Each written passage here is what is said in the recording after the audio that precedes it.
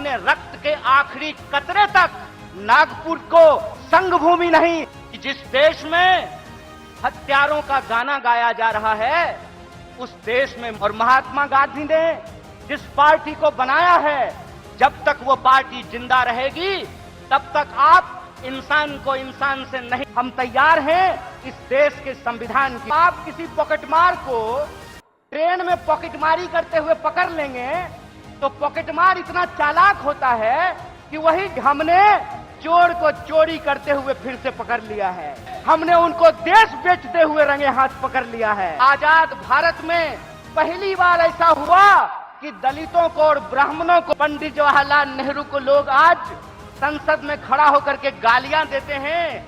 याद रखना मेरे दोस्त, अगर पंडित जवाहरलाल नेहरू नहीं होते तो झूठ ही सही तुम ये बात आज बोल नहीं पाते कि एक चाय बेचने वाला भी देश का प्रधानमंत्री बन सकता है।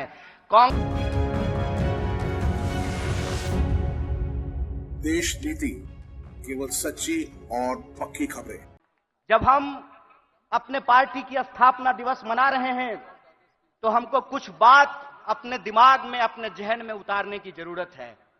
सबसे पहली बात यह है कि जब हम नागपुर में यहां मना रहे हैं तो जो लोग नागपुर को संघ भूमि बनाना चाहते हैं उनको हम चुनौती देना चाहते हैं, जब तक कांग्रेस पार्टी जिंदा रहेगी, जब तक इस देश में एक भी कांग्रेसी कार्यकर्ता जिंदा रहेगा, अपने रक्त के आखिरी कतरे तक नागपुर को संघ भूमि नहीं दीक्षा भूमि बना करके रखेगा। इस बात को याद रखिएगा, इस बात को याद रखिएगा कि जिस देश में हत्यारों का गाना गाया जा रहा है उस देश में महात्मा गांधी पैदा हुए हैं, और महात्मा गांधी ने जिस पार्टी को बनाया है, जब तक वो पार्टी जिंदा रहेगी तब तक आप इंसान को इंसान से नहीं लड़ा सकते हैं। हम बोलते रहेंगे रघुपति राघव राजा राम, पतित पावन सीताराम, ईश्वर अल्लाह तेरो नाम, सबको सन्मति दे भगवान। हम यह तराना गाता रहेंगे, इस बात को याद रखिएगा। और जब आज हम पूरे देश को यह संदेश देना चाहते हैं भारतीय राष्ट्रीय कांग्रेस की तरफ से कि हैं तैयार हम, तो किस बात के लिए तैयार हैं हम तैयार हैं इस देश के संविधान की रक्षा करने के लिए। आप तैयार हैं कि नहीं हैं? इतनी जोर से आवाज लगाइए कि यह आवाज नागपुर से दिल्ली तक पहुंचनी चाहिए। आप तैयार हैं कि नहीं हैं? हम तैयार हैं इस देश की जमहूरियत को बचाए रखने के लिए। हम तैयार हैं इस देश में कमर तोड़ महंगाई को समाप्त करने के लिए। हम तैयार हैं इस देश के नौजवानों को रोजगार मुहैया कराने के लिए। हम तैयार हैं महिलाओं के ऊपर होने वाले अत्याचार को समाप्त करने के लिए। हम तैयार हैं आजाद देश में आजादी की रक्षा के लिए। हम तैयार हैं, यह हमारा संकल्प है। और जब हम इस संकल्प को दोहरा रहे हैं तो एक चुनौती भी हम लोगों को समझना पड़ेगा भाइयों। चुनौती यह है कि आप में से बहुत सारे लोगों को एक अनुभव हुआ होगा कि जब आप किसी पॉकेटमार को ट्रेन में पॉकेटमारी करते हुए पकड़ लेंगे तो पॉकेटमार इतना चालाक होता है कि वही जोर से चोर चोर चिल्लाना शुरू कर देता है। बोलिए होता है कि नहीं होता है?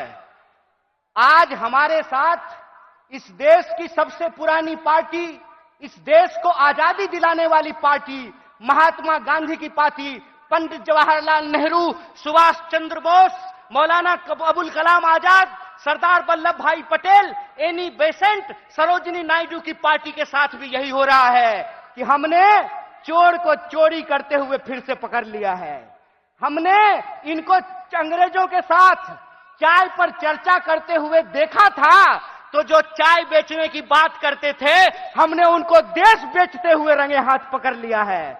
और जब हमने उनको देश को रंगे हाथ बेचते हुए पकड़ लिया है तो पॉकेटमार को जब पकड़ लीजिएगा तो वो चोर चोर चिल्लाने लगेगा। वो कहते हैं कि कांग्रेस इस देश में भ्रष्टाचार लेकर के आई। एक सवाल हम पूछना चाहते हैं, आज आप कांग्रेस के नेताओं के घर पे ईडी भेजते हैं। परसों जया शाह के पिताजी से वही कांग्रेस का नेता अगर फोन पे सेटिंग कर ले तो वो ईडी जो है अपना रास्ता कैसे भूल जाती है, वो पता कैसे भूल जाती है। इसका मतलब यह है कि जो पार्टी देश की पार्टी है, उस पार्टी को देश के आम लोगों के नजर में बदनाम किया गया है। और देश के आम लोगों के नजर में इसलिए बदनाम किया गया है कि अगर आप कांग्रेस के प्रति अपनी भावना छोड़ देंगे तो देश में कोई आपकी बात करने वाला नहीं रहेगा। इस बात को याद रखिएगा।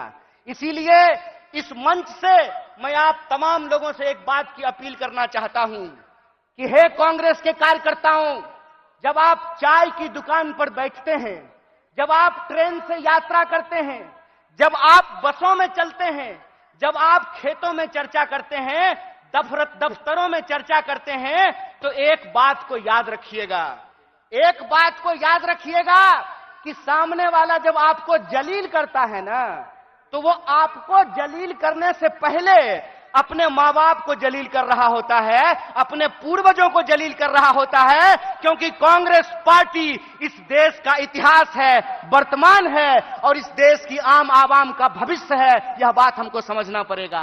हमको समझना पड़ेगा कि कांग्रेस पार्टी अंग्रेजों से लड़ करके इस देश को आजादी दिलाई। आजाद भारत में पहली बार ऐसा हुआ कि दलितों को और ब्राह्मणों को बराबरी का वोट का अधिकार मिला।